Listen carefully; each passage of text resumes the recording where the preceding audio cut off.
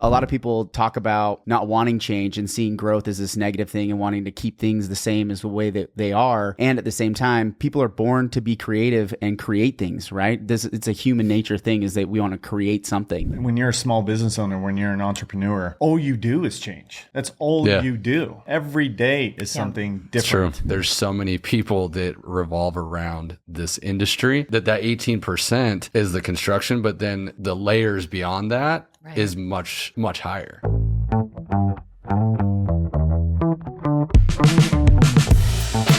From the Blue Form Media Studios, this is the 435 Podcast, the pulse of Southern Utah. If you're looking for a nice cup of coffee and you're in downtown St. George, FS Coffee Co., that's where you're going to want to stop. It's right there on the corner of Tabernacle and Main Street in downtown St. George. So if you got a bicycle, ride it on down there and grab a drip coffee and tell them the 435 guys sent you. We got a treat, a literal treat for everybody. We got a literal treat for everybody. Chris Connors with the newly branded Bonrue Bakery, formerly known as Farmstead. You're here. I'll take a sip as the Bonrue is branded. It's beautiful. Along with my hat. You got sweet hats. You brought us swag. You brought us some Bonrue swag. I love it. Yeah. This was I think, were you nervous about the brand change a little bit? Oh, I was terrified. You got to get in there. I was terrified. You were. Oh my God. Because of my thought is because of like the Facebook, whenever there's like changes, people like panic, like what's happening? Or what was the fear coming from? I think my biggest fear was it somehow going to St. George word of mouth first. Yeah. Right? The positive comments on always St. George word of mouth. It's very uplifting if you go to that. It was, the response we received on our own page was insane. Yeah. It was 100% positive. There wasn't one negative comment. Yeah. I was shocked. It was crazy. And we did so much research behind it I love the name. I think the name's great. And I think it's more fitting. I hate to say this, but I think it's more fitting than Farmstead, because when people, and we've said this before, when people come to Bonrue, they say, you know what, this reminds me of a bakery in France or, in Europe. And so it has some European feel to the name. Mm-hmm.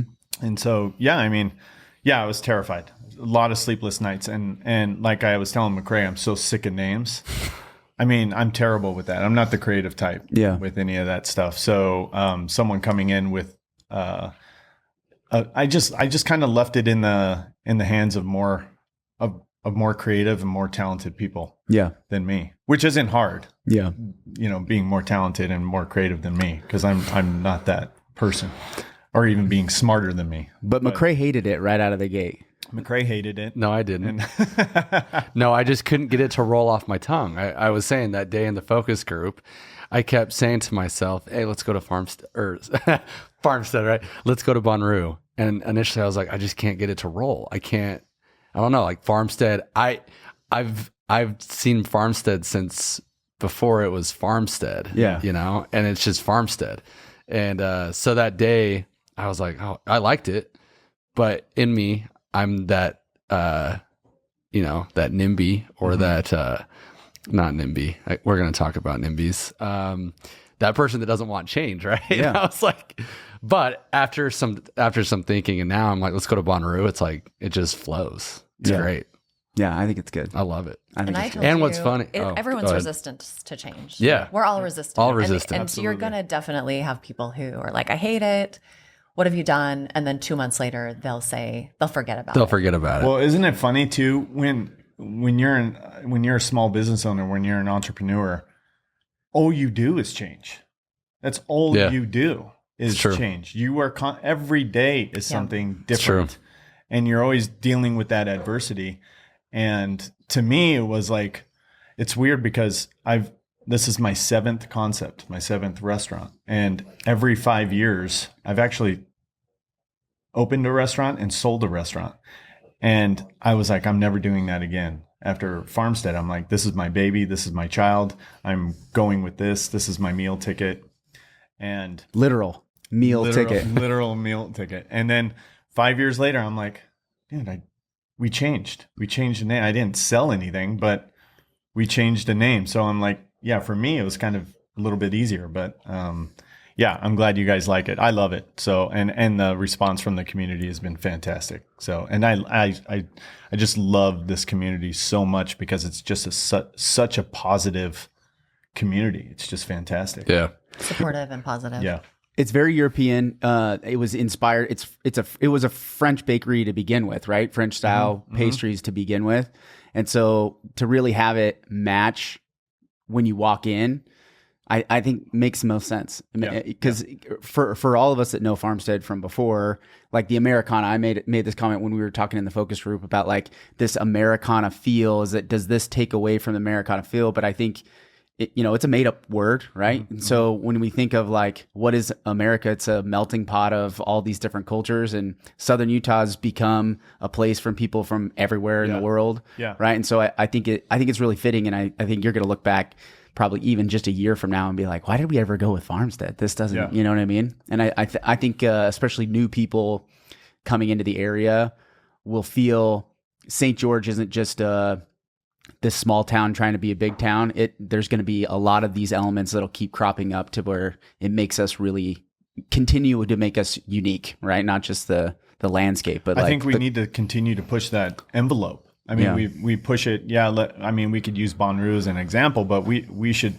continue to kind of push for little small incremental improvements. Yeah. Especially with our community in general, in my opinion.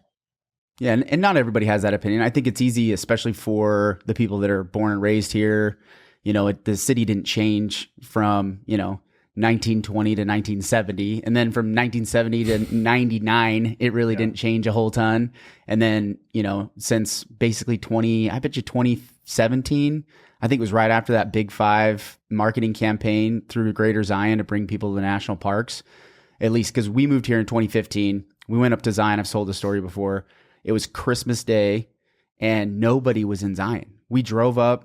We maybe saw 2 other cars up there on Christmas Day in 2015. By 2017, they were running trams and there were lines like down Springdale Boulevard, right? It's Springdale Boulevard. And it was just packed. It was like the word was out. The St. George wasn't this little hidden gem anymore. And we've just been on an upward trajectory ever since 2017, right? That's the Big Five advertising, right? But I want to push back a little bit on what you were saying about it didn't change from like the 1920s to the 1970s, because in reality, it was always in decline. Like financially, economically, it was just a fight to stay alive here. Yeah. So like if you talk to my husband's family that started here, all their business was out of town. Every kid who grew up had to leave town, right, to be able to make it economically, to be able to find a job. So even though we say, oh, it didn't change and we loved it and it just stayed the same, it's this remembrance that is clouded because you're forgetting, or we're all forgetting, that like when a town stays that small. My mom grew up in Parowan. Parowan has stayed like 2,000 people. It was 2,000 people when she was a kid. It's 2,000 people now. I think it might be 2,500, but it stayed very small for now. Yeah. And they'll probably expand, right? But all this time, what you did if you grew up in Parowan is you left. Mm-hmm. So there's a difference.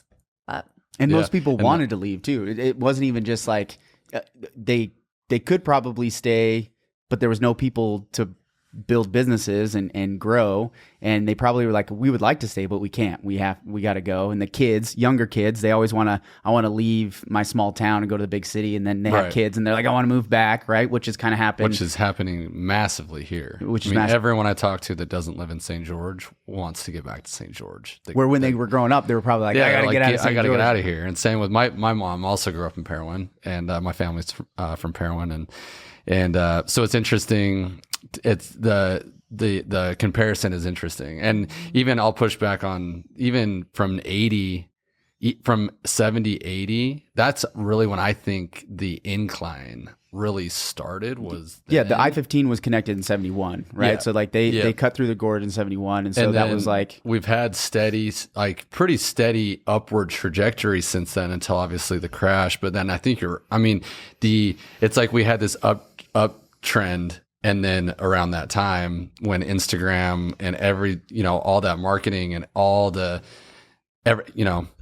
St. George, Zion National Park, it all hit the mainstream. And then since then it's just up. Yeah, it's been even more straight up. Do you think that there's still more people leaving St. George because of what Dannielle described as like they have to go and get jobs somewhere else? I think it's becoming less and less. I think it's still out there. Is our economy diverse enough to where we could offer all those things? Not yet. It's getting there. It's getting there. Not there yet. I mean, compared to 10 years ago, absolutely.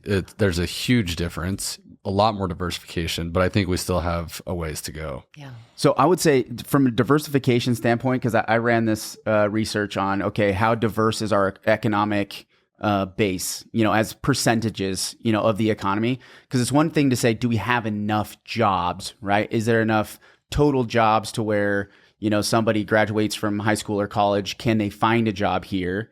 We don't have enough of that, but we do have a diverse enough economy to where there's options for a lot of different things for people to do, right? So like if they want to get into manufacturing and engineering, there's jobs here where 10 years ago, that wasn't necessarily as true, right? Where if they want to get into marketing, there's marketing options. If they want to get into health, there's health. If they want to get into government.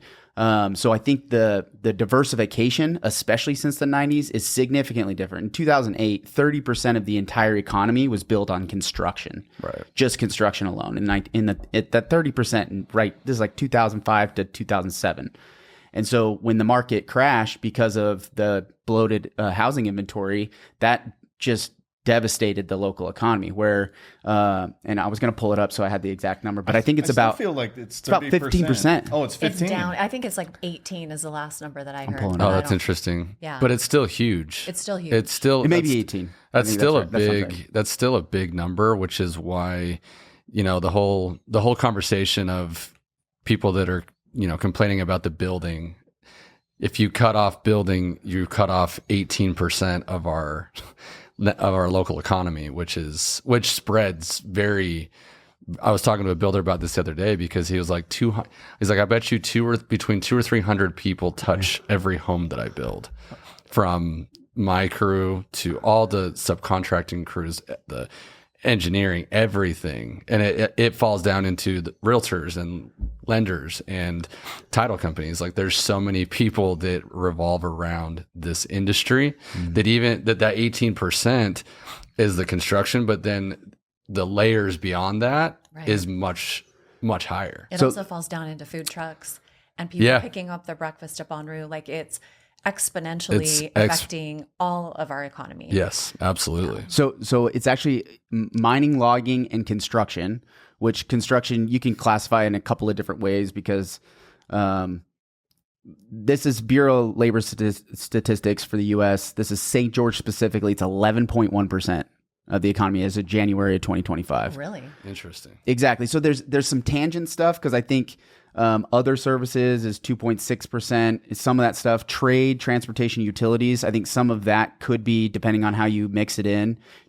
Trades might fit into construction where it's like, the electricians and the HVAC and plumbing and some of that stuff might get lumped into trade, transportation, which that's the biggest one. Trade, transportation, utilities is 18%.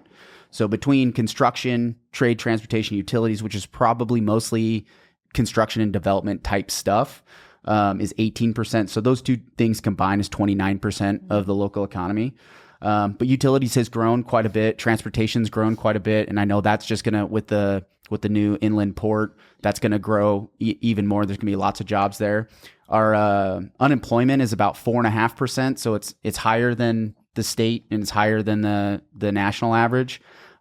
But that comes into this secondary category, which is transition, is finding places for people to live. It's like you can, especially as restaurants, right? And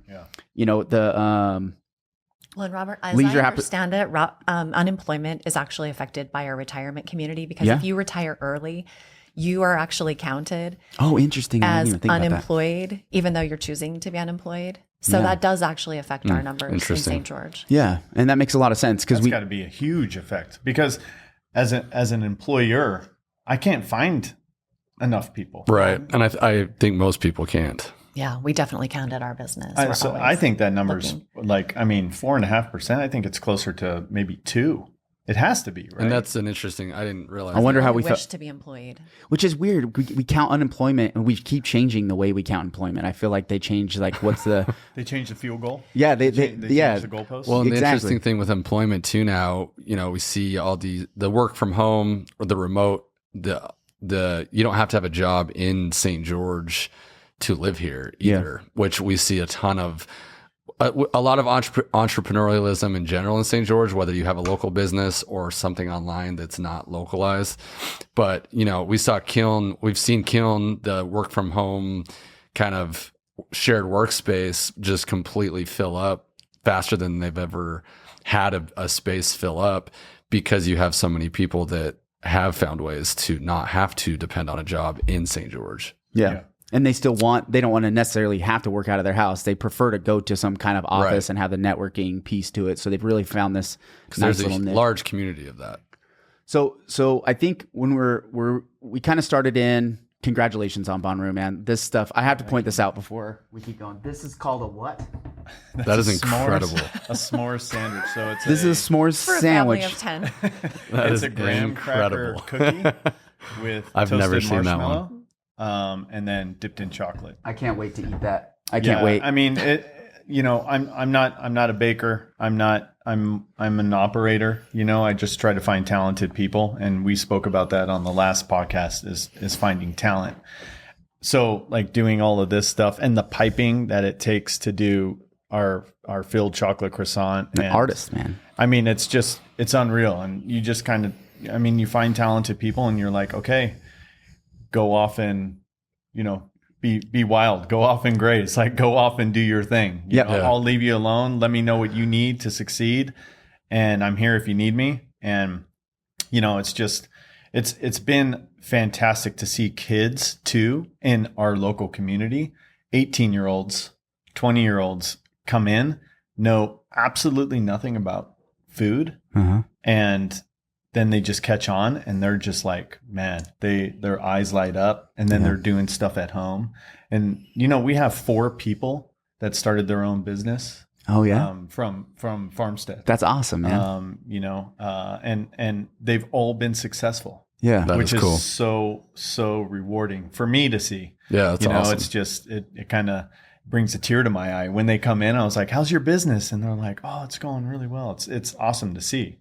And this is the cool thing, right? Going back to, empowering, thinking of St. George being on life support for, 100 years, right? No water, tough environment to live, right? We get AC and it makes it a little bit easier, right? We get a freeway and it makes it a little bit easier, and then we start to move on. But then you have these businesses that create businesses, and that's one of those, a lot of people talk about not wanting change and seeing growth as this negative thing and wanting to keep things the same as the way that they are.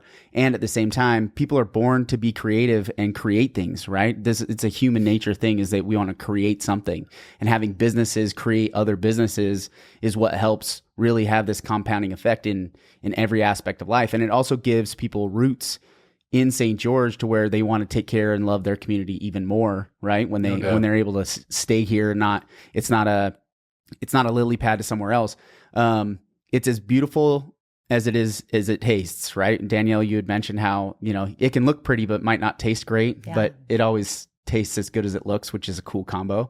How have you been able to attract, thinking of St. George being this smaller town, has it been difficult for you to attract talent? Because you're bringing talent from everywhere. Yeah. You're bringing people from not just Vegas, but like Europe and it's incredible. all over the place, Yeah, it recently... It has at the very beginning. It was fairly easy, to recruit from Las Vegas. Now from Las Vegas, now we've become very popular, right? Fortunate. I mean, I thank God every day that how popular we've become. So now I mention the name, and they're like, yeah, I'll apply. Yeah, things like that. At the very beginning, it was a little bit more difficult, but I would just call some contacts in Las Vegas and say, hey, we're looking for this. We're looking for this. Do you know anyone? And fortunately, through our one of our founders, Chris Heron, who passed away a year after we opened, he had a huge name in Las Vegas. He was the most talented pastry chef in Las Vegas when he was there. Yeah. And so he would make calls and stuff like that. So we were able to recruit talent.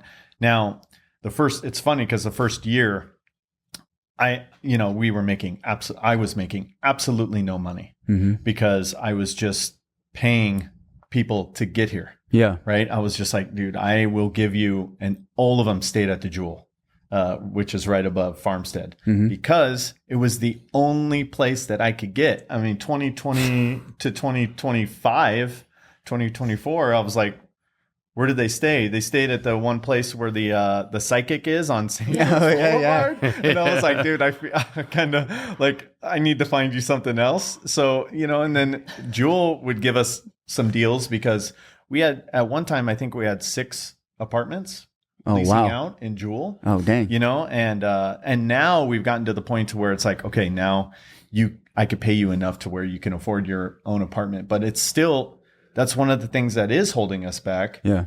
Is the cost of living or the idea of maybe not necessarily pushing that envelope, but saying, hey, we need to think of a different way to do something different with housing, so I can recruit more people. Right. I mean, I started at 15, I'm at 100 people. Yeah. I want to be around 200 probably by the time we're done with expansion in southern Utah. We'll probably have 200 people employed. Yeah. Which is incredible, by the way. And I can't just say, go to the apartment behind the psychic and give that lady $100 or whatever it is. The motel looking place. We need a solution for that, in my opinion.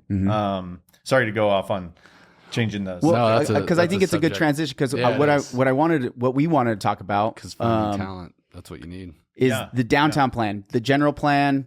It's been a working plan for about 2 years, right? Because I think the first working plan was about 2022, 2023. They started it about 5 years ago, believe it or not. Was it that far? Yeah. Okay. So, and then you had, people come in, consultants saying, okay, let me look at your demographics. Let me look at the way the city is designed, and let's come up with a plan. How do we zone out, the city of St. George, but then more specifically the downtown sector, right? That's right. And so then they fire consultants, and then they think that consultant doesn't know what they're talking about. So we take that plan and maybe we send them away and we twist that plan. And it seems like it hasn't changed a whole lot in the last 2 years, at least from like the original downtown plan. It hasn't changed hardly at all. Yeah, it hasn't changed hardly at all.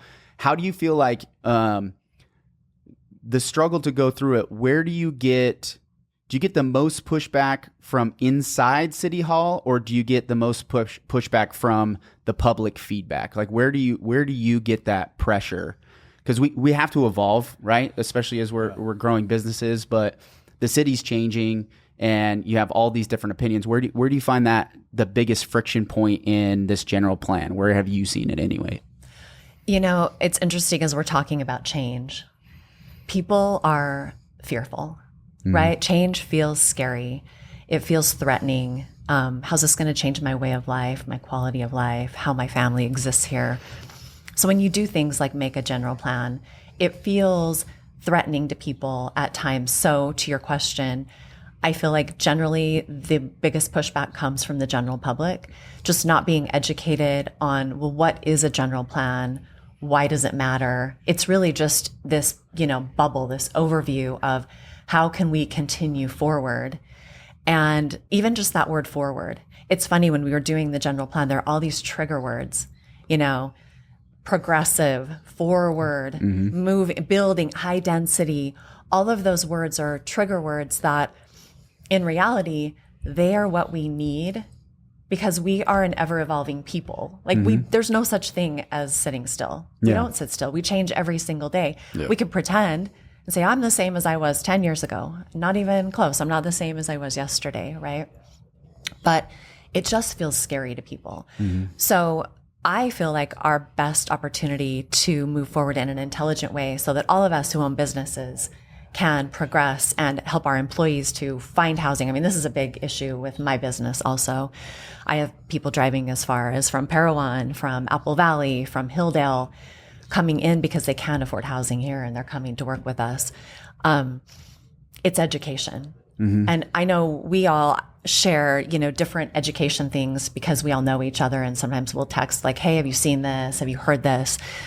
If there was a way for us to get our general public to start listening to podcasts, right? Yeah. I mean, that are really about what do you do when you live in a city that is growing rapidly? What does that look like? Like, what does incremental development that's healthy for our economy look like? What do streets that make sense at a human scale look like and that actually grow wealth for people? What does a street look like that grows wealth? If people understood that, then it wouldn't feel frightening when they see a bike lane coming in or a wider sidewalk or a trail. They would say, oh, that's about building business, instead of, oh, that's for people in Lycra. And we don't like them and they're obnoxious and we're going to have a lot of them in town this weekend. And, some of them are obnoxious. They're humans. And so, you run into a couple of jerky guys on bikes and then you don't like people on bikes anymore. And so we just have these weird conflict points that don't really look at the actual issue, which is over time, we want people to be able to live here and we want people to be able to live here in a healthy way that they can build wealth, build generational wealth, and just have a healthy quality of life. So I think back, and you probably don't know this, at least, and I don't think the three of us, other than you, might know anything about this, but I'm thinking about the last time they built a general plan. I think the demographic and the cultural setup of St. George, coming as a LDS community, primarily LDS community, the organization within that LDS communities, you had wards, you have stakes, you have these communities built into the culture that are outside of government, right? And so you had this ability to collaborate in large groups. And it's less so now. I think it's about 50% of the county is really active LDS. And so you have just this smaller portion of the culture that has this community effort into it. And you sent me a podcast on Strong Towns, and he was talking about, how do we collectively get communities that are that can organize themselves and saying, hey, this is what we want in this small community, and this is what we want in this small community. Because I think there's this one size fits all general plan when the population isn't 110,000 and it was only at 50,000. Yeah, you could make a general plan and have some pretty good consensus, but it gets more and more difficult as you get bigger and bigger. Do you think the consensus building is really all that different from before that it is today? And does that question make sense?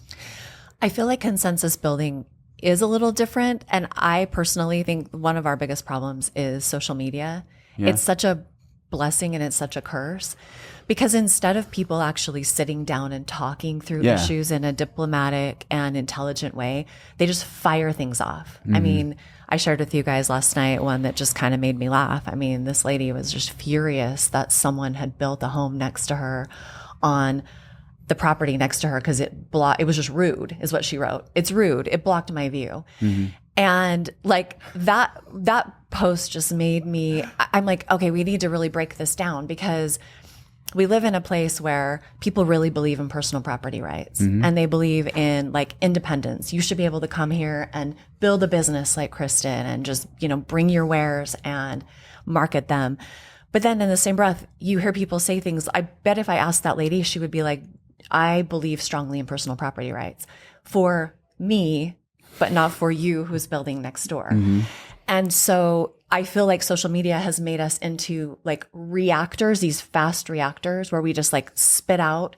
If she'd had a few days to think about that, is my point, and someone to talk it through with and say, hey, I know you believe in personal property rights. So let's talk about what this house next door really means to you. Like, if you were the one building it, would you want me restricting you? And having that conversation, I feel like could have dialed back her emotion, and it wouldn't have gone out on St. George word of mouth and become this explosive Yeah. dialogue that doesn't even make any sense and doesn't go anywhere. So, Well, it also, there's this friction point between she has property rights as well, and she might be thinking they're infringing on my own property rights. As I was here already, and now because of what you're building, it's affecting my quality of life and my vision and expectation of what my property rights are, right? And so she's like, it's your property rights versus my property rights. Right. And so when you get into that headbutt, you're both shouting the same thing at each other with what solution comes in, right? And so it's a non, you end up at a stalemate, right? Totally. And I mean, what you're bringing up is a really good point, because what it speaks to is zoning. Like, why did we create zoning? We created it because we were like, well, the people in the 5,000 square foot houses don't want to live by the people in the 1,000 square foot houses, and not next to a commercial Costco or a Costco. Yeah. And so we created these zoning plans that now, in a sense, are really like counterintuitive, because we are like saying everything belongs in an exact space. But if you go back to the way communities were built originally, which is the thing that something like Bonrue speaks to, right? You walk into Bonrue and you go, oh, it feels like I'm in a French village. Well, what does that feel like? It feels like craftsmanship. It feels like neighbors. It feels like community. It feels like I come in and you're the owner of the store and I know you and I talk to you. Yeah. And so people are like, I don't want apartments next to me. I don't want commercial next to me, but actually I want to live in a charming neighborhood where I know my neighbors and I feel safe in my community. And those two things are contradicting, because we've created such strong zoning that separates people in ways that, if you went back to the early building of St. George downtown, where the shops are a shop on the front, we had our business, Larkin Plumbing was where Capoletti's is right now. And then there's like an apartment behind it. Oh yeah. And then that's how you would build, is you would just kind of like add on as needed. But we've gone so far away from that with zoning and with plans. And I think evolution of people's expectations, right? We go from retirement community, life support, to retirement community, to tourism, right? And a resort community. And so we keep evolving. And so the expectations of the new people that are here supersede that of the people that were here before. So it's like, it used to be okay that you didn't want to have to get in a car and drive. You wanted to be able to walk to work. So you wanted commercial and your housing to be connected. But then you get to this point where now I'm in retirement and I want it dead, silent, quiet with no lights when the sun's down, and their expectations of their life. So finding balance is like, there's an area here where this is the type of life you can have here. This is the type of life you can have here. And that's where I've come. I used to beat up Ivans pretty bad about being a bedroom community like this. Like, they're not carrying their weight of, the expectations on the community, because their prices are the highest in the county. And now I live out there and I'm like, oh, I think there's a place for a really quiet, just neighborhood community, right? So like being able to have that different villages, so to speak. You want this kind of lifestyle, it's over here. But now downtown it's a downtown. It's urban, right? We're like pre-urban as we're growing. And I look at that downtown plan, and there's these different scales, right? There's lively, there's interconnected, where commercial and residential mix. There's the lively, which is basically all commercial, not a whole lot of residential. And then there's the traditional neighborhood zone. So you have these different zones within the downtown. And in my mind, I'm thinking, no, downtown is like, it's an urban area. It's kind of all lively at this point, right? No matter where you drive. Now there's a few places like, off 400 and 400, like as you get a little bit closer to the freeway, but further from Main Street and St. George Boulevard. But that evolution of how do we create an urban St. George that feels good? And is it the government's job to do that? Or is it the neighborhood's job to do that? Who gets to have that say? And that's the tough thing, is I don't really have an answer to it. Well, and we've talked about this before. I mean, at the end of the day, if we wanted to do the smartest thing we could possibly do, maybe we would just like literally end zoning, right? Like just blanket over the entire city. Just say, all right, we've already built a framework. Now go. Yeah. Like, what do you want to do with this framework? Because the framework's already there. That like blows people's brains up, right? Like that's so just unconscionable to them, because it's like, well, what if I end up with a pig farm next to my house, right? Like those are the arguments you start to hear. You're just gonna ridiculous, zoning. Right. So I feel like the general plan and the downtown general plan is a city's attempt, hopefully not to discourage, but to encourage creativity. And hopefully it keeps evolving. That's the danger in creating those kind of plans, is that you do, to your point, like you put these spaces, oh, this is the lively space. Well, what if the lively space inches over a block? It should, if it naturally, if someone naturally wants it to. So it should be looked at as bubbles, and it should be ever evolving. And it really should be dictated by the people who are building downtown, who are running businesses downtown. Yeah. That's where it's so challenging for cities to actually collect, feedback and implement it in a way that makes sense. So should the government be doing it? It's the system we set up. I would love for us to be able to go backwards from that and do it differently. And I don't blame the people at City Hall. Like, they're all doing their very best to really make St. George thrive. But they're just abiding by the rule. Exactly. Yeah. And every time, like, I looked at the city ordinance and the permits and stuff. It's crazy. It's crazy. Like, there's so many different zones. Right. And like, I built in downtown, right? And I was lucky enough to find like an empty lot. And thanks to McCrae helper. You're welcome. But I was able to buy that empty lot, and I kind of wanted to build a home that fit in downtown. And then I'm like, I want to build an ADU back there, but I have enough room for 2 ADUs, small, so I could rent them out to my employees. Right. That's not allowed, right? And yet that's not allowed yet, but it's like, but I feel like I've only been here for 5 years, little more than 5 years. I feel like every time I go to the city and ask for something, it's like, well, we're working on this. And I feel like it's constantly kind of moving, but I feel like it should be community driven with that. Like, I can't believe how much stuff the bike lane got on University. I thought that was a great idea. And like, people, I was like, yeah, that seems like a solid idea. Like a bike lane all the way through Main Street, like a dedicated bike lane where you could just put it on one side of the road, and it could be both traffic with bikes. Cause I ride plenty of that. space. I ride that with my boys, my family. That my boys are 8 and 6.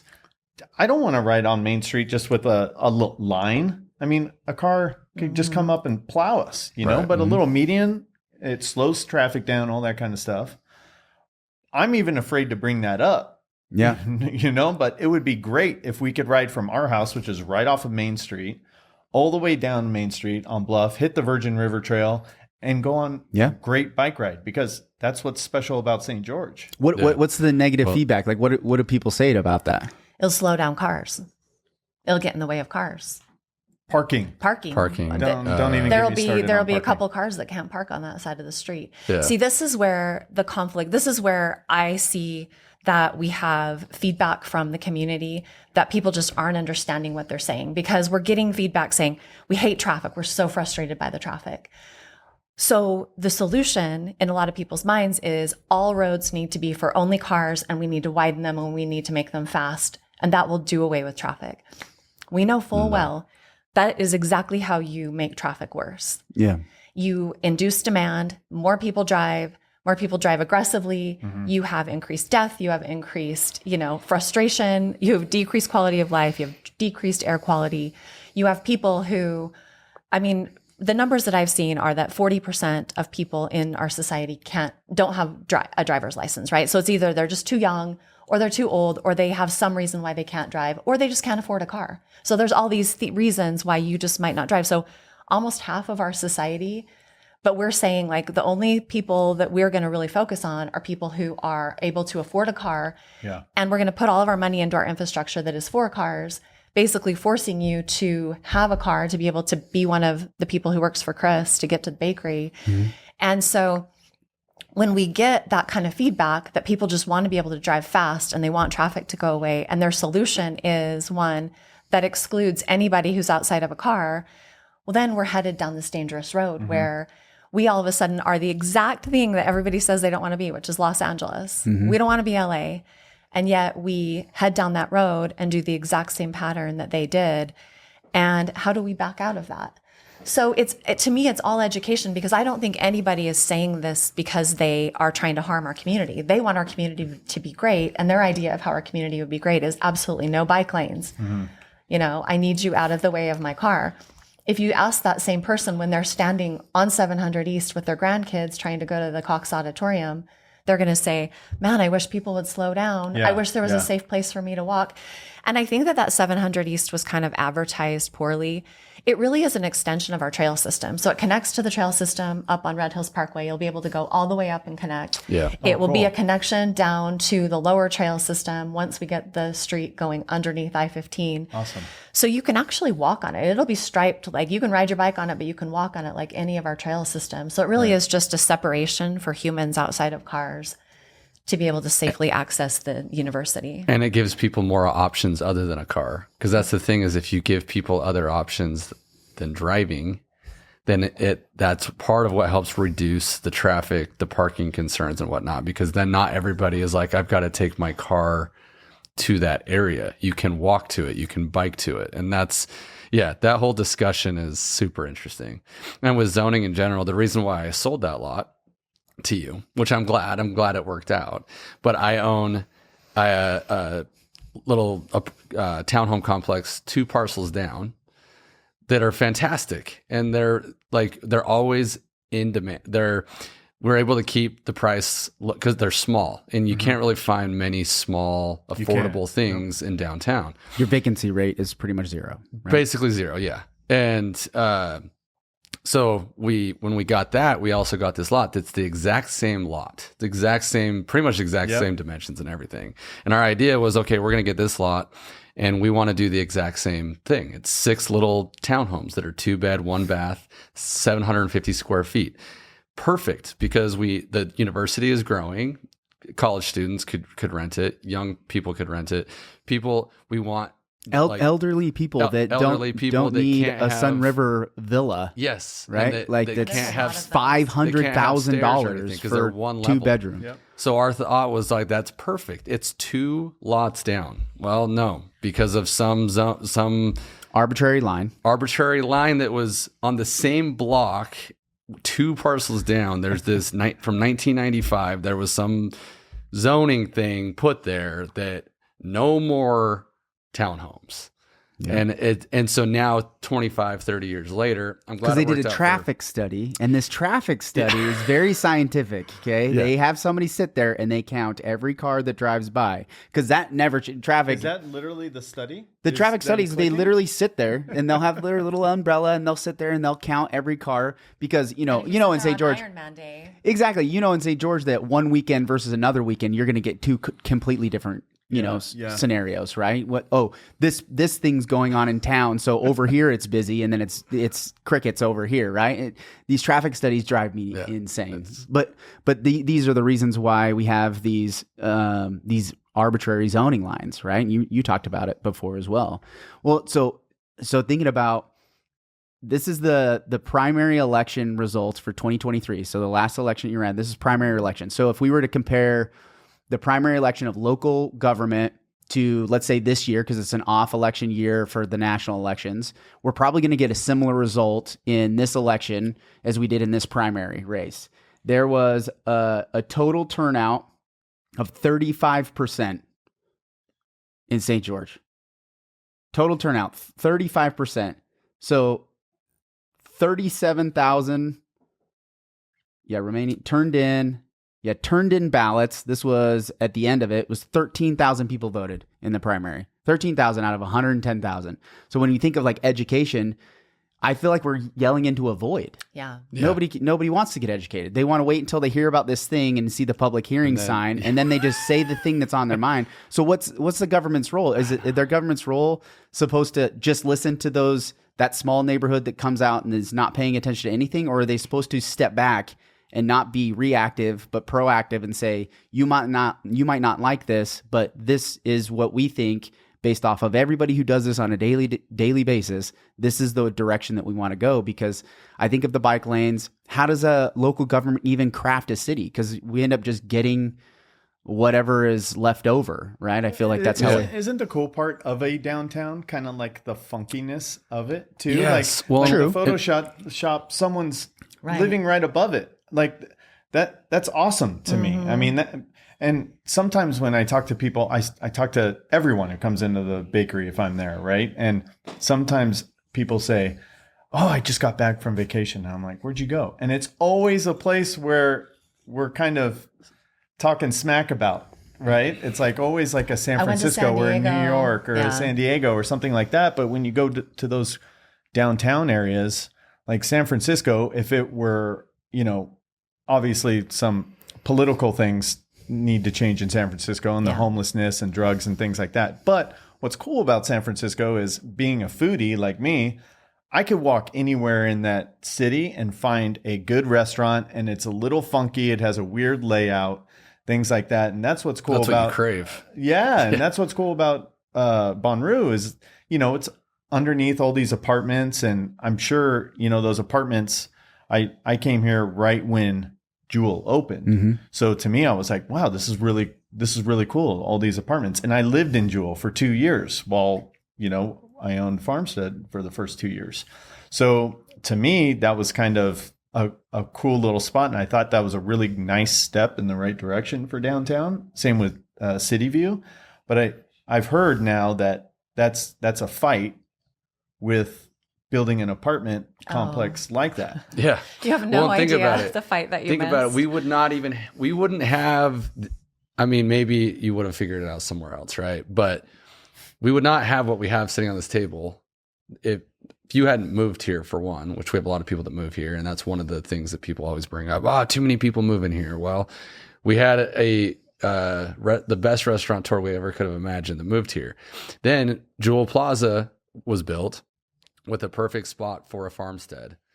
And for 2 or 3 different types of farmsteads, yes, Bonrues, well, right? Like, yeah. and it's a law office, a mortgage company, and a title company. And a title company, and then you have a restaurant. And my thought was like, why didn't other restaurant? Why have? Yeah, is it? That was kind of weird. It's still weird to me but because even City View, there's still vacant commercial space. Yeah.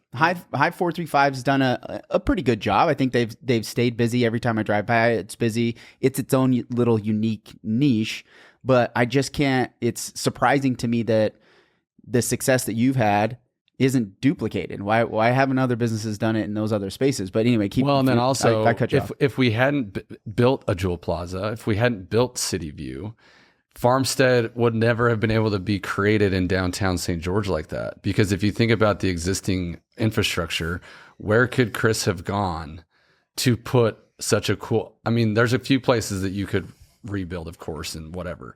But I just think about that. I'm like, if Chris wouldn't have 100 employees, he wouldn't have 4 locations, he wouldn't have the warehouse in Leeds, if there wasn't a good opportunity for him to be able to come in here, live very, very strapped in an apartment above his bakery that where he doesn't have to travel to every day. It's just walking downstairs. Like, because people complain about the Jewel Plazas, they complain about all these things in downtown that really make the downtown a downtown. Mm-hmm. Like, I love over the last 5 years, more people walking downtown. There are so many things we have to still improve about downtown, but I think it's getting better and better and better. And yet there's so many people in the community that for some reason more housing downtown or more apartments, more things that will get people downtown is somehow a bad thing. And I just don't understand that. I think it's a suburban mentality that a lot of us grew up with. I did. I grew up on an acre in Sandy, Utah, out in the suburbs, and we lived on these sprawling acres, our entire street. And you get that suburban mentality, and then you try to overlay that onto a downtown. And because for so many years downtown, like St. George wasn't growing, it became a suburban space. And so there are still people who feel like this should just be single family homes downtown. And it really is a push for that. I wish that I had been prepared for this and brought actual conversations that were had when Jewel Plaza was trying to build. I don't do a good job prepreparing my guests. No, so I I'm just apologize telling for you that. that it would be so enlightening for you to hear some of the, just absolutely extreme, like this will ruin downtown. It will be brothels and crime and drugs, and it will be a complete disaster, and everybody will have to move out of downtown. Downtown's dead because Jewel Plaza is coming in. And I am not exaggerating. You know what's crazy? It's the same thing for Town Square. There was like a huge uproar about Town Square putting and the waste. What a waste of money of putting in a park in the middle of town. You know what's crazy though? That's why we moved here. Many people love it. Being from Las Vegas, it is so suburban. It is, and I hated it. I hated the living situation in Las Vegas. I couldn't walk to work. I couldn't bike to work without the fear of literally being killed, because there is just, it's four-way traffic and it's 65 miles an hour. You don't know who's driving drunk around and all that kind of stuff. So we had to literally drive to a trail to go for a walk. Yeah. Like, think of that. Like, that's just, to me, that just sounds crazy, right? But we looked at City View first. We looked at City View with our Me Gusta Tacos concept. We looked at City View first as it was being built, and City View didn't have a hood. And I said, well, why do you can't have a restaurant here. You need a hood. And they were like, oh. Well, we've never done this before. We kind of made this up. They literally had to make a hood, but they wanted us to pay for it, the early, tenant improvement or whatever it is. And I'm like, well, I'm going up 4 stories and I'm going in people's apartments. And they're like, okay, let us get back to you and think about that. And now there's a restaurant there, 2 years after we looked at it. Yeah. Right. And luckily the owners of Jewel were like, we need food and we'll do anything to get you guys in here with like your track record. And initially that was supposed to be in Me Gusta Tacos. Dannielle knows that. Yeah. That was supposed to be in Me Gusta Tacos. And they actually messed up on the build out with the hood. They originally, the owners of that, gave us an apartment hood. So they gave us an apartment for your microwave. Like for a microwave. They gave us an apartment hood. And I'm like, this is not going to work. This isn't going to work. And they said, okay, we'll do anything to make it right. How should we do it? So we got the engineer in and we made it work. Yeah. And they said, you can't do 2 concepts because it was supposed to be in Me Gusta Tacos and Farmstead Donuts. Okay. So we were supposed to change, we were supposed to be 2 concepts in one building, basically one unit. And they said, but we could only do 1 concept with this new way that we did it. Yeah. And our chef, Chris Herron, at the time was like, you know what? Let's just do an awesome bakery. And I was like, dude, I am 1,000% in. Yeah, make it simple. And that's how Farmstead came about. Interesting. But it would have never happened that way if we didn't look at the traffic and say St. George Boulevard is too much traffic for us because people are flying by. Mm-hmm. We want somewhere where people are going a little bit less miles per hour and see our signage and see people in and see the energy of people, right, going in there. And people could park on the street. Mm-hmm. And we knew that people, if we had a product that was great, people would park and just walk. Yeah. Right. And that's kind of like what we created. But now I don't think you could even build a Jewel because you have to pay. How much is it for a parking spot? Well, if you build a parking garage right now, the parking spaces are averaging about $40,000 per parking space in a parking garage. Yeah. Wait. $40,000 per parking space to build a parking garage. So I know that sounds like a fake number. So for the space, just for one space to do the engineer, like when you build it up, like when you boil it all down of all the costs that go into it. So how much is do you know this number offhand? Just a regular parking garage? The parking garage that the city's building right now is costing $10 million. $10 million. That to me is crazy. It's crazy. That's insane. For $10 million, do you know what you could create for $10 million for a building? Not to say is it warranted? Is that parking? I'm just asking. To me, it's insanity. Like, I mean, we do need places, right? Like we need places downtown, but the imbalance to me is so insane because if we were putting that same kind of energy, I mean, I don't want to get on my soapbox about transportation because that's a whole nother conversation, but you start looking at the amount of money that we put into roads. We are supplementing every single person who drives a car. Yeah. When people are like, why are you putting in bike lanes? Those bike people don't pay taxes. It's like, well, roads are only covered by less than 50% gas tax. If you drive a car, you're being supplemented by the rest of the community that doesn't drive cars with general taxes. Roads are our most expensive thing that we do. And the concept of wanting to widen them is not a conservative ideology. This is another thing though. And because I do want to talk about transportation just briefly, but before I go to transportation, I want to come back to the government shaping the community for the future, right? Yeah. So without the fight to have Jewel, we might not have had Farmstead in its current form, right? We might have had a donuts and a Me Gusta tacos, right? We might have had that, right? So there's some of this that happens where we're all a part of a trend. We're nobody's really in full control. Not one person or a group of people can really control the direction we're headed. But when we have this collaboration of effort towards moving this general feel and vibe, I think St. George done a really good job with that. Is like making parks, open space, community type spaces has always been really important, but it also has always been a fight, and it's going to continue to be a fight. So organizing, it's funny thinking of like the Northern Corridor, this argument of like, okay, we don't want to have a road that goes, over and spills into this open space because of the tortoises, maybe because it's, the Native American land that's there, this battle between environmentalism and also this urbanism, right? Sure. This crash between the two. And also we want the open spaces, we want the parks, we want the trails, we want people to have other routes so we're not congesting traffic into one space. So like we're all yelling at each other about these conflicting opinions. Where do we agree?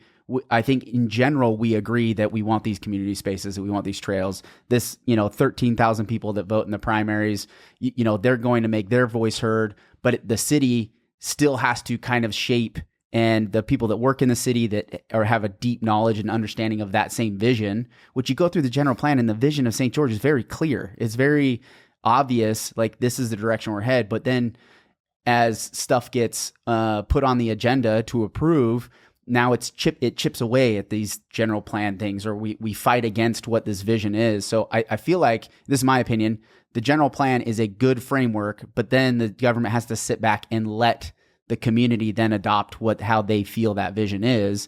And we battle over that all the time. I agree with that, Robert. And I think you have to remember, at a city, there's administrative and there's legislative, right? Mm-hmm. And then there's executive. So the administrative is the people that you're hiring that are the experts that are studying these things out and hopefully learning like the latest and greatest knowledge on how to best build a park that will last for 30 or 40 years, those kind of things. So you get your general plan and your vision built mostly by them. Then you elect people into the legislative space. And if they are always countering that, this is where it gets very tricky, right? Like, who are the people who are elected? Who are we listening to?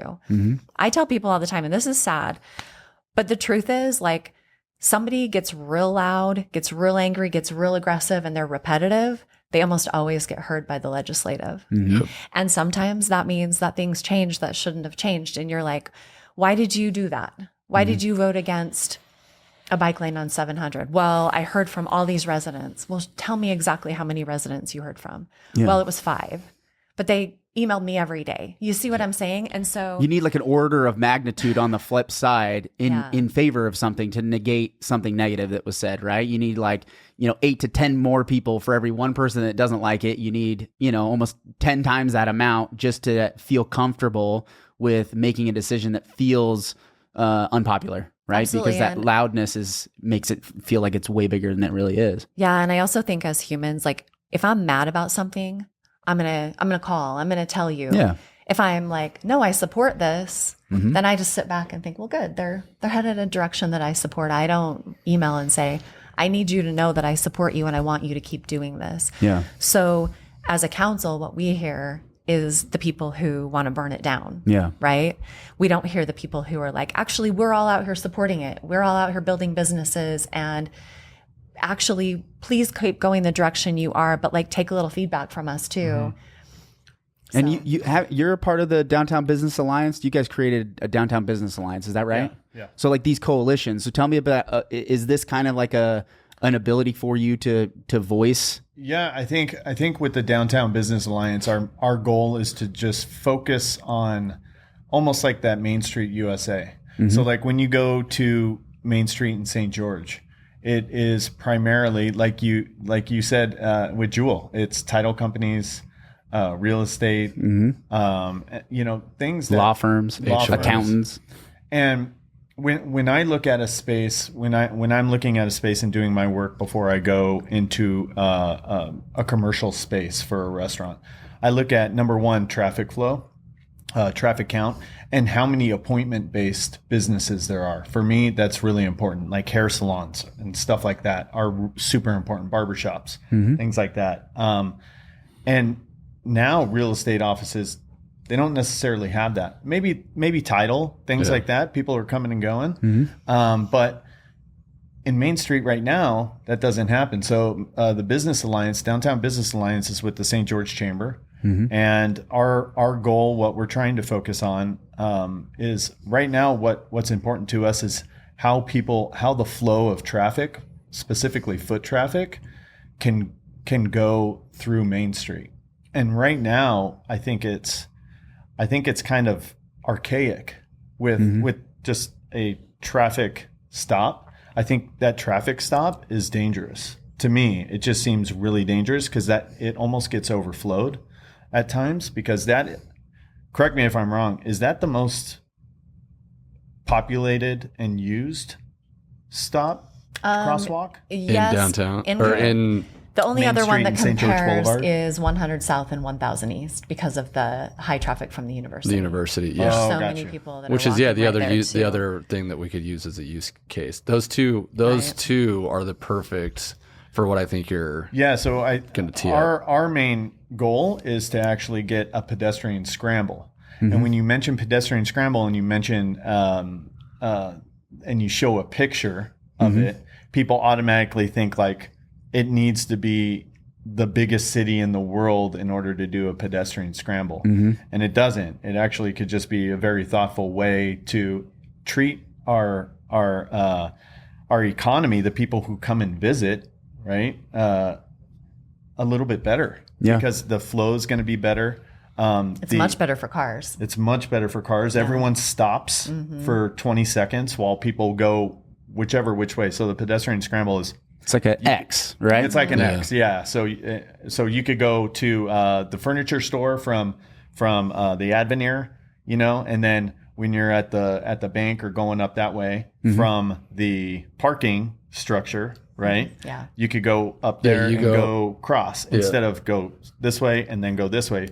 Because the problem is right now I'll see if I can get a picture of it to put in an overlay. So if you're watching, I've been there so many times because I just live down the street. So we're always walking down there. We always go for a walk after dinner. So when we're there and you're crossing, what is that, west to east, that person going on St. George Boulevard actually has that yield, right? So it's a flashing yellow.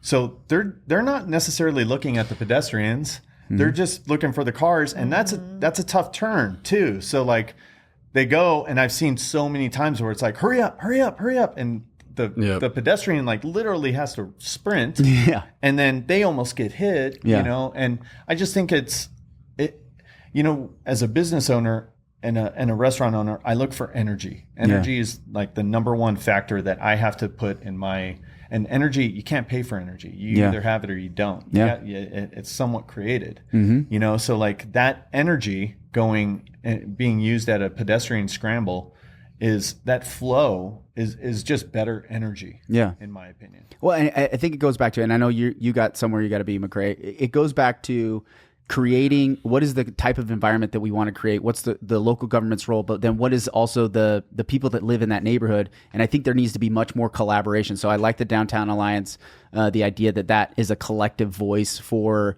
these things that will help drive pedestrian walking traffic to make a downtown that prioritizes the individual pedestrian in a community space. Take it out of just the park, put it into the commercial, allow there to be more lively space for everybody in the community, not just the tourists, right? This is everybody that can live and work and play all in that same space. And it could be a model to where we could do it in spaces that haven't been developed, in different cities. Because St. George has always been, well, what is St. George doing and what have they done wrong? And then let's take that to our city, right? Whether it's Washington or it's, Tokerville, right? Who has this massive growth opportunities. Like, what can they create out there? And they're looking to St. George to keep that innovative thinking alive. But do you have anything last thing you want to say, McCray, before you jump off? I want to talk about transportation for 5 more minutes if we can. No, I mean, honestly, this whole conversation is part of the drive that I have for the platform that I do what I do, because it is all about education. And the more that we can just keep having these conversations, it goes back to like the Geo Bond last year.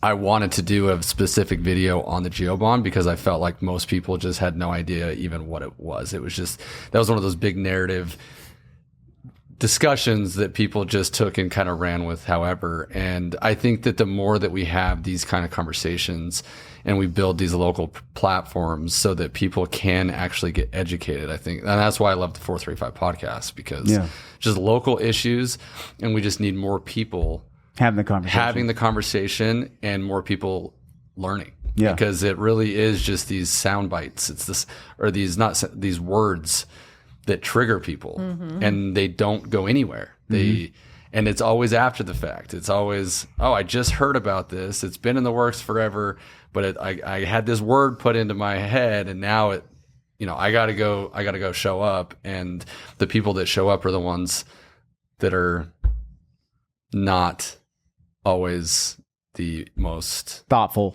Yeah. And I think beyond that, I mean, in defense of people also not knowing, like sometimes the government hasn't done a good job sharing the actual information so that people can be educated, right? Yes, and so exactly. McCray a lot of times shares things that the city could have shared or the county could have shared, but we just haven't. A really good example just this week, Celeste Malloy got a bunch of land. The city has not purchased it. The county has not purchased it. The way it was written by the media isn't exactly correct. So she has this land in this bill that is now available for the city and the county to take over. That's federal land. Well, I hadn't heard about it. And I'm on the city council and I read this article. So I send it to our city manager and to the mayor, and the mayor says, I don't even know what this is. So we start investigating and we realize what it is actually small parcels of land that we've been asking for years. Most of them sit over the top of wells that we need to protect the water. So there's a bunch of them that are Gunlock Well number 1, Gunlock Well number 2. There's like 15 of those. There's some land, it would be the land for the Western Corridor if that is ever built. Like it's very specific parcels that are just kind of spotted all over. But you write an article, because that's how it was written in the bill, 11,000 acres in Washington County that's going to the city of St. George. And that just makes people furious. Right? And the city's just buying this land and we're just going to sprawl into the desert and we're going to, go waste all the water and go over. And so even I had to learn about it because the communication wasn't there. Yeah. So now we're having, instead of being proactive, we're having to be reactive and say, oh, hey, this is what this is. Where it would have been so much better if we had been able to proactively say, hey, this is coming next week. Yeah. Just know here. In fact, here's a map that will show you the exact parcels that could be, purchased by the city to protect these water resources. That would have been the better way to go. And I feel like things like the 435 podcast and things like what McCray is doing, just sharing, like, here's what's coming. It really helps to be proactive in that way. Yeah. The Lan and McCray, thanks for being here, buddy. We'll see you guys. Thanks, Always McCray. a pleasure. It's interesting because there's a lot happening there, and I want to have Celeste on to talk more about what they're doing with the land and urban development, releasing county, federal, state land for development. Right, I know they're trying to release a lot of the restrictions and the red tape in being able to develop land, but we still have to be thoughtful. Just because the city gets it, we still have to be thoughtful with how we 100%. Develop it, especially with the water concerns. I'm going to go back to transportation really quickly because I think we're thinking about transportation like we thought about transportation 50 years ago. I agree. When 10 years from now, self-driving cars are going to be the predominant way that people get around. And I think of all the people that can't drive, but my son, he had learned about self-driving cars. He's 9 years old. And it blew his mind. He's like, why would I ever have to drive a car? And I think as a kid, I was like so excited to drive a car because a self-driving car wasn't an option. And you think of the freedom that you get out of a self-driving car, right?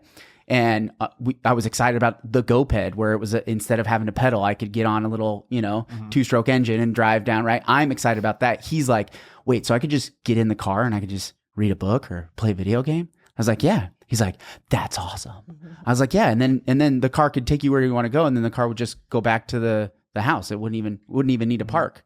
We're thinking about this thing like people who are riding horses were thinking about cars when this is like the future, like we're right here. It's not like this is 20, 30 years down the road. And so we're going to make infrastructure plans with this idea that for sure is going to just overwhelm and change transportation at a massive degree to where individual cars can manage thousands of people with relative ease. And I think driving right next to each other, in a tiny space. Yeah. We don't need large cars. We don't need the safety is going to go up.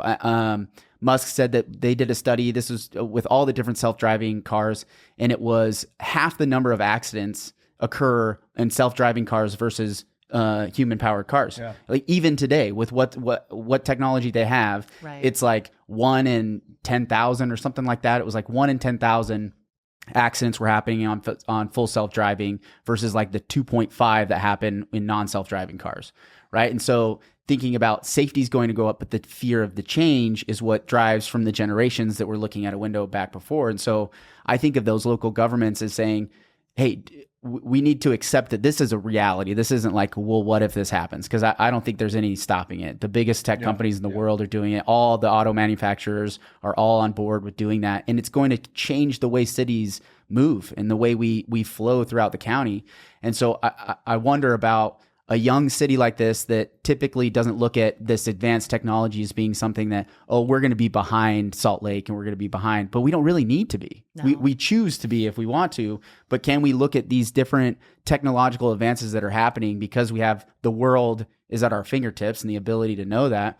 Can we rethink that? Is there even a conversation about how self-driving is going to change city development in any way? No, that conversation really isn't happening like at the city level right now. The thing that I noticed though, Robert, like speaking to what you're talking about, is the only way people aren't afraid, the only way that I've learned that we're able to get them to change their minds or to think into the future is storytelling. It really is. It's emotion and it's storytelling. It's like asking them, did you know that 45,000 people die every year in the United States in car accidents? Like, this is a huge number of people. Like, we've just grown to accept that. Did you know that we could decrease that by, and here's what that looks like for you, and bringing it down to the human level every time when it comes to transportation, especially. Did you know you could get to work faster and safer? Did you know that the air quality won't be so negatively affected? Did you know that your kids could walk to school and you're not going to be worried that they're going to get run over at that crosswalk, because the stopping ability will be so much better? Like, bringing it back down to human scale and telling stories about how that will affect our lives helps people. And I don't think that the conversation will at least be an open conversation in government until people start to feel a little more comfortable with it, right? Because there's a risk factor, right? There's this risk percentage involved to where, well, what if we're wrong? Right. And I don't want to be the one who made this decision when we were wrong, versus being iterative, right? Having an entrepreneurial mind and being like, okay, hey, let's try this thing out and see how it goes. Let's just try this out and see how it goes.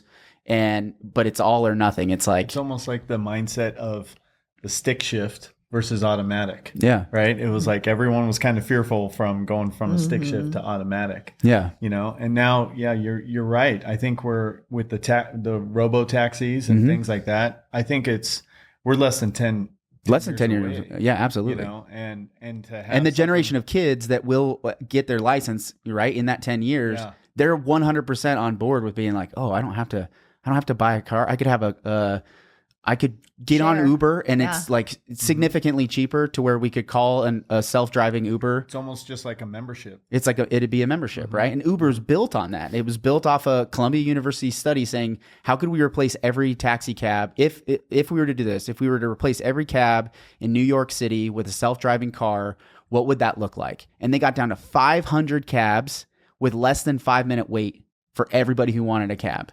if it was just full self-driving. They'd cut thousands and thousands. I think there was like 10,000 cabs in New York when they did the study, and they got it down to 500 cabs throughout New York City that could have a 5-minute wait because of the way they were called up, right? And the way that they could service certain areas within the city, because it was, when it's all systematic, you can see patterns, human patterns. And this was a big thing when I lived in Las Vegas, Uber coming out because the taxi cab unions were huge. Yeah. And so when the that taxi came medallions, out, like all of a sudden lost all their value. Yeah. And then, I mean, it just came down to when that was implemented, it was just easier for everyone. Taxis are still there. Yeah.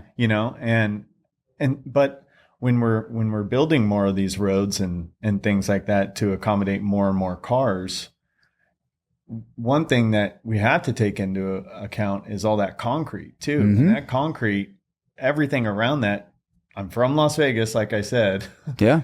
Everything in that like downtown area where there's more concrete, it's gotten a lot hotter. It's hotter. It's 7 degrees hotter. Is it 7 degrees? Yes. Like the I urban would much heat index rather for have Vegas is 7 degrees hotter. And one of the reasons I love downtown is because there's so many awesome, beautiful, mature trees and landscapes and all that kind of stuff. Like that's what I absolutely love. And my wife is like crazy about trees and her garden and all that kind of stuff, as Danielle's mom probably knows. Like Danielle's mom comes over every once in a while and helps Stacy with the garden. But it's one of those things. I still can't wrap my head around $10 million for the parking garage. But then you go to the parking garage and you're like, man, that's a lot of concrete.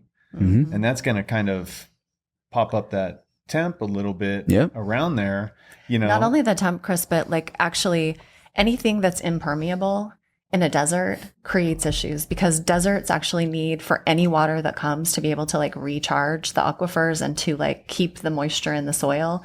So that's something that St. George and the Water District is already seeing, especially in drought conditions. The more non-permeable surfaces that you have, the bigger challenge that you have when you do get those rains, because the rain doesn't seep into the ground like it's supposed to. Yeah. It causes a lot of problems. Which is probably why Las Vegas floods so bad. Yes. Yeah, and it's really interesting to see how all these factors have these second and third, fourth unintended consequences when you look at it. And so making decisions based off this one neighbor feeling this one particular way, I feel like it's the job of the government to take a step back. And my ultimate point goes to, they have a fear of, well, I don't want to lose in the next election. I want to stay doing my job. And this is where Hurricane tried to pass a referendum vote to have term limits on their city council members and the mayor. And the mayor, who's a beloved mayor right now, right? Nanette, everybody loves Nanette and Hurricane. They're like, why would you do this? She's like, because I don't think that, politicians should stay here forever, right? Yeah, Nanette's been very smart that way. Yeah. Just be very... But they didn't even get it on the ballot. They didn't get enough signatures to get it on the ballot, right? And part of it, she said, was timing was off. She didn't get a big enough coalition to get because she didn't want it just to be legislation, because if it was just legislation, it can be changed, right? And so she wanted it as a referendum, so then it was stuck there, which is really smart.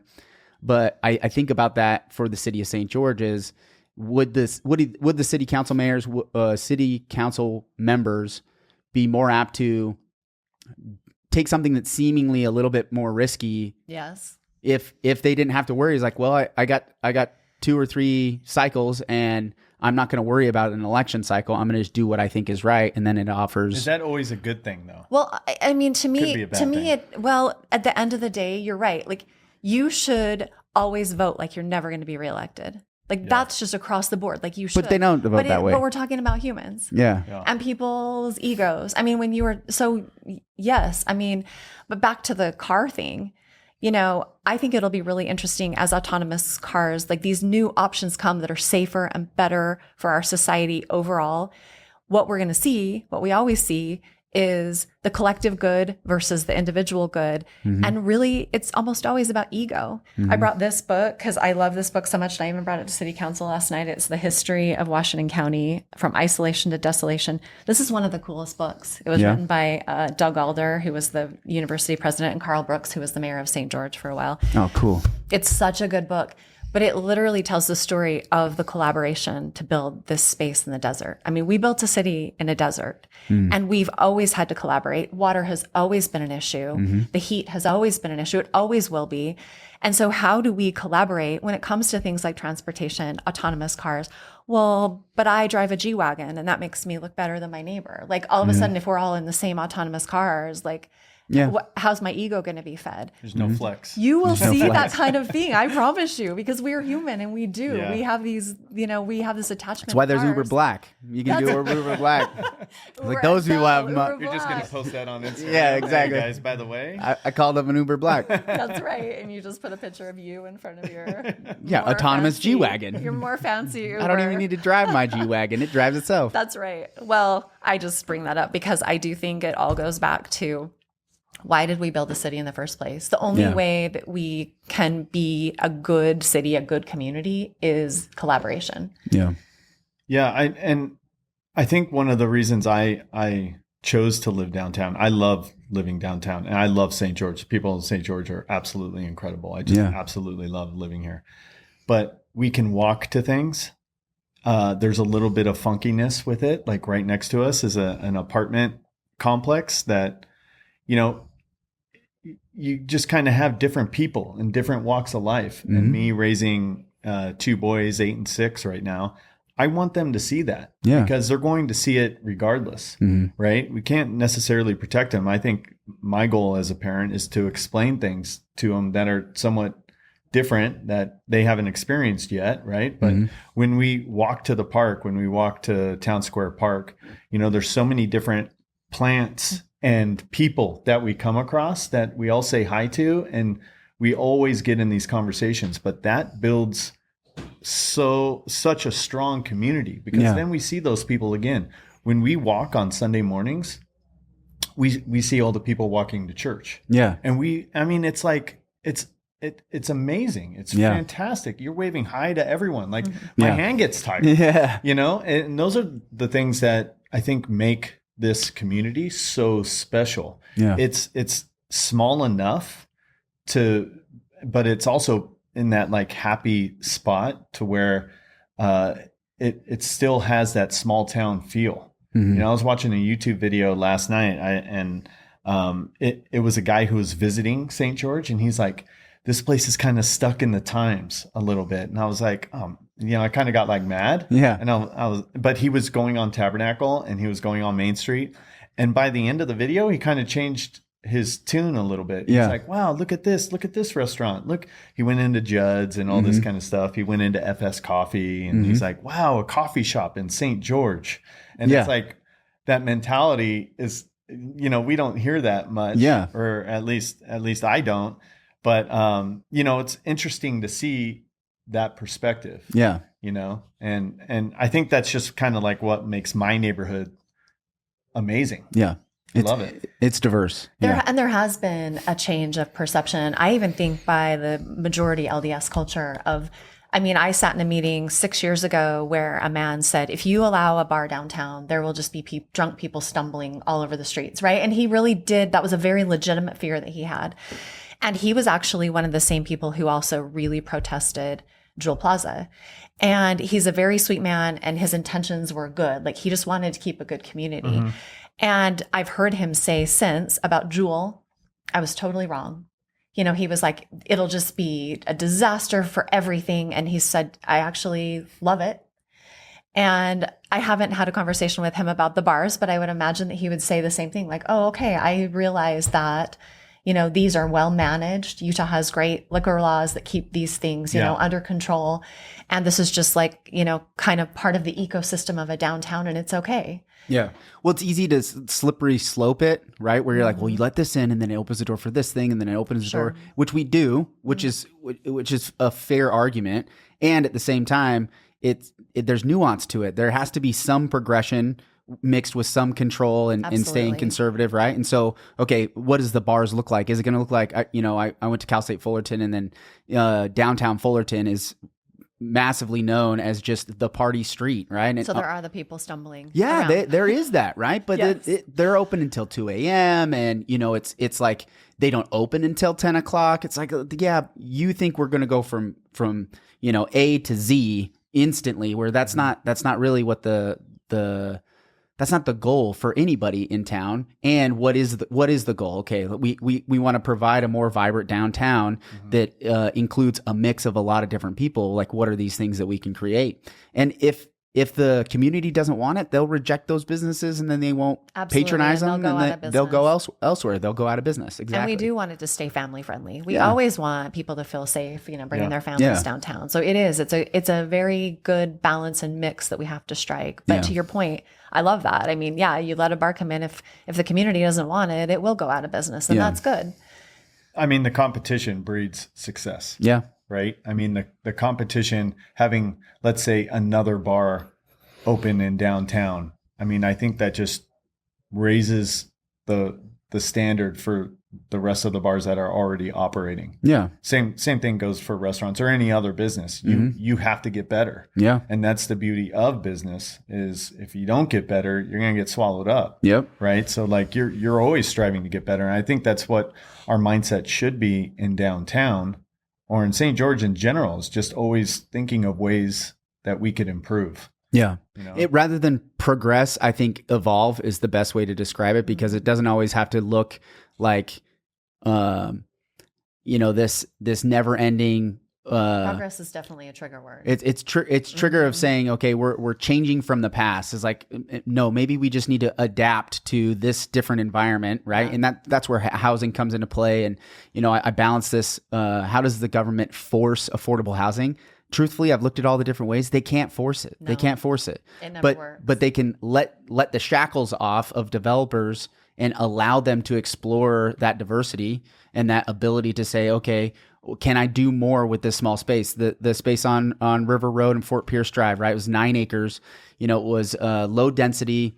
It went from 10,000 square foot lots to, they wanted to have a mix of single family and multifamily homes on this space, right? And you're getting public comments saying it's going to destroy that area and it's already too busy and all these problems when they wanted to put 30 units on this 3 acres. That's just over 3 houses per acre, right, which is still low density, right? It's low density still. And so, but because the zone was 1 house per 10,000 square feet, it's a funky lot because there's a hill in the middle of it, right? It's 9 acres is a lot, but not all of it can be developed for, it would go from, maybe 2 houses could have been built there to what does 30 look like? And maybe they don't even use the whole thing and make 30 full units. But how do we just let the builders and developers come up with something unique to allow that price point to come down? And they've really done a good job. This is the other misconception too, is that the developers just want to keep building bigger and bigger, where the vast majority of new construction throughout the county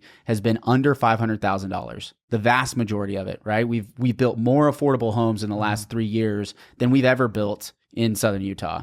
Multifamily has come down because of factors outside of our control, right? We can't, it's financially expensive to build because of parking, because of all these other restrictions. It's expensive to build apartments and condos, and even long-term values. That's not the best thing for that resident, right? I 99% of the time, if somebody wants to buy a condo, I'm like, are you sure you want to buy a condo? I mean, it's not really like if you really want to live there and you just want that kind of environment, okay, you could buy a condo, but they don't appreciate and value the same way. They don't resell the same way. I wish you would have told me that when I bought a condo in Mesquite. I know. I would have talked you out of that. The HOA there has gone up $200 in the past 3 years because of insurance claims. Yeah.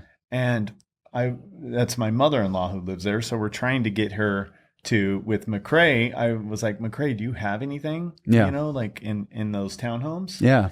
And he's like, man, it's like nothing. There's nothing. And we try to look everywhere downtown to bring her here. Yeah. There's nothing for that price point. And that's the problem that I think we're tugging on, right? We are, yeah. And it's not always, we don't have to do the full spectrums. It's the middle, right? It's the middle margin is actually where we can make the biggest impact, is that medium density type setup, and allow single flat townhomes, single level flat townhomes in, already developed. It's the redevelopment space that I think we can make the biggest impact on. Yeah. And the only way we can do that is through zoning and through the city allowing us to say, okay, this is it looks like a manufactured house. It's halfway falling down. There's a block on 700 that's right outside. It's in the traditional neighborhood zone.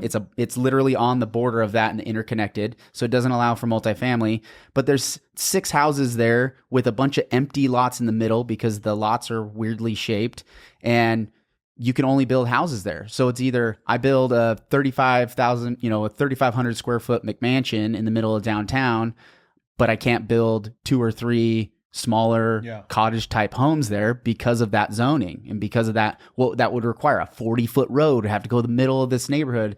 And all of a sudden the asphalt costs and all these things make it undeveloped. So they just put lipstick on a pig and resell the houses that were built in the 70s that nobody really wants to live in anyway. It doesn't allow for redevelopment. And that's where the city can come in, is that redevelopment zone. Yeah. And we want tighter density, but I want somebody to own the land. I don't want them to build, a bunch of condos. We could make a big impact with just medium to low density housing in zones that are older. And this is where I feel like the development community needs to get loud. Now that the general plan and the downtown plan are out, the development community needs to start saying, okay, this is a great framework. Yeah. But it needs to be loose. It needs to be like, the reality is, to your point about all the zones, it like blows my mind. And you talked with Stacy, and Stacy told you that there's 16 zones in Japan. Yeah. Remember that? Over the entire country, there's 16 zones. Yeah. I mean, we have 16 residential zones. Subzones. Subzones. We have to loosen that up. Yeah. Like, we have to make it so that if you as an individual want to come in to City Hall and say, like, I want to do this creative thing, as long as it's safe housing, you're not going to build something that's unsafe or that would cause problems. You should be able to walk out with a building permit. Yeah. Well, like currently on my lot, right, we didn't build a huge home, and we purposely have land. We left it there because we wanted to do an ADU, and we want to buy something from Box House. So we're saving up to buy something from Box House, a St. George company. Yeah, yeah.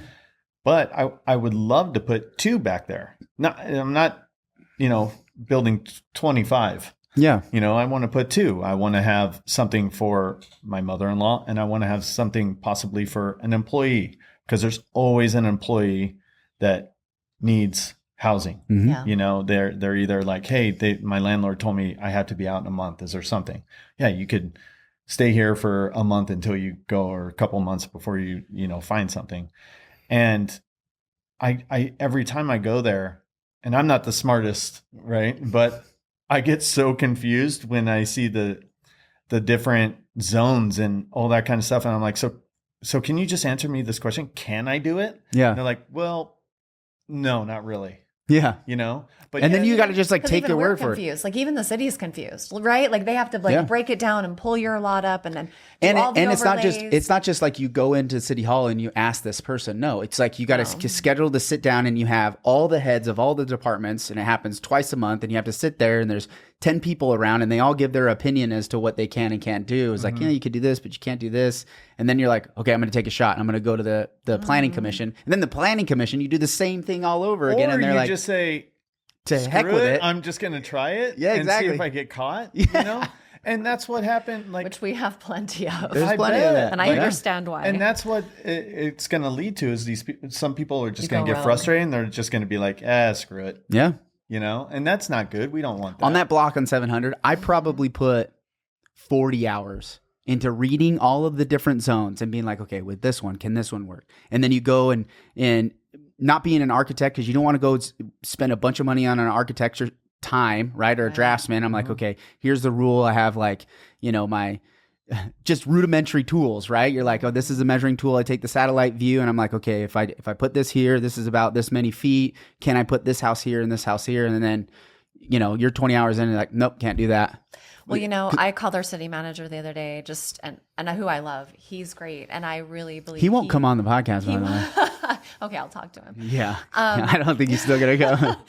I talked to him about this exactly, and he agrees. It's just that they have met the demand of what the community has said. Like you guys, nobody comes in and demands more than people who are NIMBYs. Mm-hmm. Like they want more zoning, they want more restrictions. They've got their houses, and now they don't want other people to be able to build anything next to them. We have to hear louder from people who are like, yes, we want creativity. Yes, we want our city to be able to do things like infill, because I said, I'm looking at this zoning code, and I've been looking at it for 10 years since I joined Planning Commission, and I'm still confused by it. Yeah. Like, it still just blows my mind. Like, that I have to sit here and study, to your point, Robert, who's a professional in this space, you had to study this out for 40 hours. Yeah. That should not be so. Yeah. And and John did commit. He said, we're going to work on this. Like, we really are. And we do meet with the builders a lot, and with the realtors, and it just needs to be more. Yeah. And we're moving in the right direction. There's been a lot of things. It's just slow movement, right? And I'm okay with the slow movement, to your point, where it's like, it feels like there's always, progression taking place, like evolution taking place. It's just slower. And with affordable housing, it should be slow, though. I want it to be slow. Slow and careful. One of the things that I'm in disagreement with the governor on is specifically this idea that he can shove it down the city's throat to be like, nope, you're building 48,000 houses like tomorrow. And it's like, into the desert. We're just going to give you a bunch of federal land, and you're just going to build a bunch of houses on it.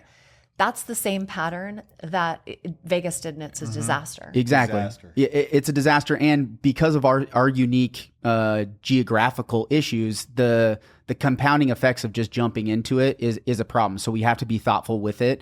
But that's why I'm so pro redevelopment, because I don't want to keep sprawling out into the desert. I like the open spaces. I want to rethink the space that we have, and can we change this and that and financially make it work? And ultimately, we're in a tight financial market to where we weren't. And when it was loose, it was so fast, and it was us trying to keep up with it. Now that it's slowed down, it allows us this opportunity to, okay, let's really start to test some things out. And I'm encouraging city council members and planning commission members to be okay with testing some things out and saying, hey, that wasn't a great decision. We tried this. It didn't quite work, but allow time to play out and not have to force this idea of affordable housing, because ultimately you could end up with Dixie Downs and things like that, where we end up, that has a 50-year impact on that community. Right. And so being a little bit more,